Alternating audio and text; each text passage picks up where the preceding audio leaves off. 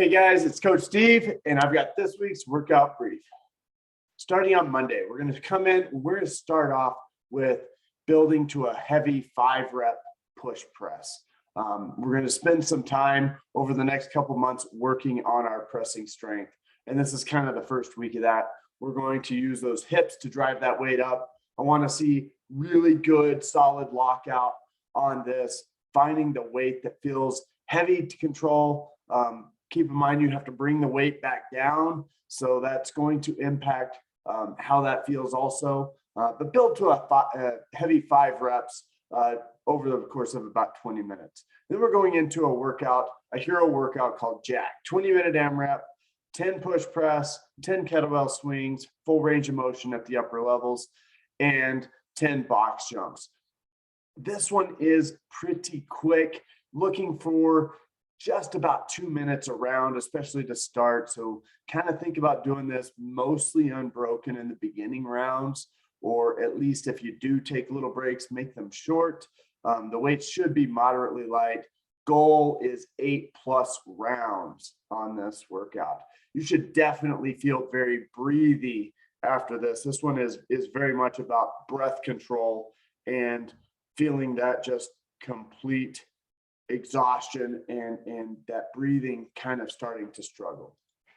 On Tuesday, we're going to start off playing with some toes to bar, and we're going to go into a 7-round every 3 minutes where you're going to run 400 meters or about 2 minutes, less than 2 minutes of cardio, and 12 toes to bar or something equivalent for your level. The goal is to be able to complete the work in about 2 to 2.5 minutes, have a little bit of rest before you start the next round. So you're doing this every 3 minutes on that minute boundary. If it starts going over that 2-minute and 30-second mark, or maybe even that 2-minute 15 mark, you're going to notice that you're not able to maintain, and it's going to start catching up to you. I do suspect that will start happening in later rounds anyway, but just kind of keep that in mind in those first rounds, that you want to be able to have a little bit of rest so that you can recover and go hit this hard again. Because of that run is a push. If for some reason we're not able to run, bike or row is also an option on that.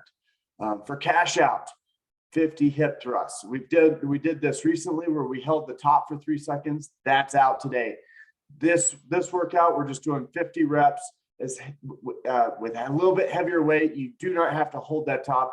Do get that full hip extension on every single rep, but find a weight you can do 10+ reps with, and just go for it. 50 reps total. Wednesday, going to start playing with some snatches and some burpees, and we're going to be running inside the gym for this workout, and it's a partner workout. 12 rounds. Each partner is going to do 6 rounds, alternating.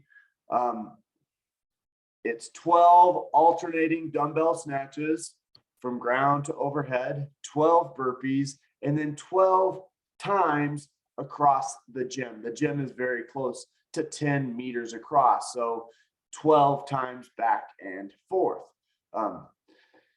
So the goal here is that this is going to take less than 25 minutes, meaning every partner is able to do this in under 2 minutes.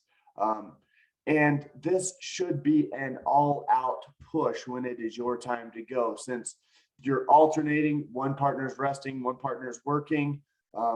While it's your turn, this is pin your ears back and go. All of the reps should be unbroken. Everything should be pushed as hard as you can maintain. That shuttle run at the end should feel more sprinty than just maintaining.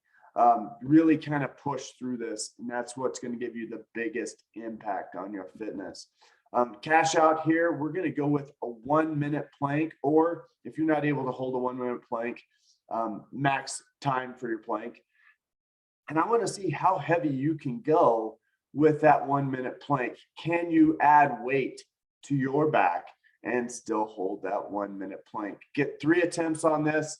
See how heavy you can go. Challenge yourself. This is one of those places where failure on this isn't super terrible. So push yourself, go to a place where you're going to be pretty uncomfortable. This is about mind over the weight. It's going to hurt just a little bit, but not in a bad kind of hurt way. Thursday, we're going to start playing with some pause squats on the front squat. So building to a heavy 7. And the focus on this is really getting into the bottom of the squat, breathing through it, and focusing on a good bottom position of that front squat. That is the focus. If you don't quite max out the weight on that, that's fine. I really, really want people to hit the bottom of the squat and hold that for a good solid 2 seconds every single rep for 7 reps. Once we're done with that, we're going into a pretty quick Metcon kind of workout, Russian kettlebell swings, box jump overs, and front squats, 21, 15, 9, kind of a standard CrossFit rep scheme.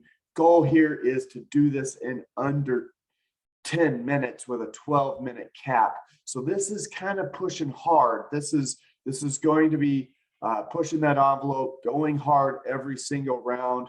The weight shouldn't be super heavy for you. Those front squats might be a little bit spicy at the front. Those kettlebell swings might be a little bit heavy for you, but it's nothing you need long breaks for if you have to break this up. Think about if you need to break it, take it, set it down, shake it out, get right back to it, and just try to maintain pushing through this, knowing that it's going to be pretty quick. 12 minutes is going to go by pretty fast, but there's going to be some significant burn associated with this workout, especially on that posterior kettlebell swings, box jumps, front squats. There's just not any escaping your legs and posterior chain burning on this one.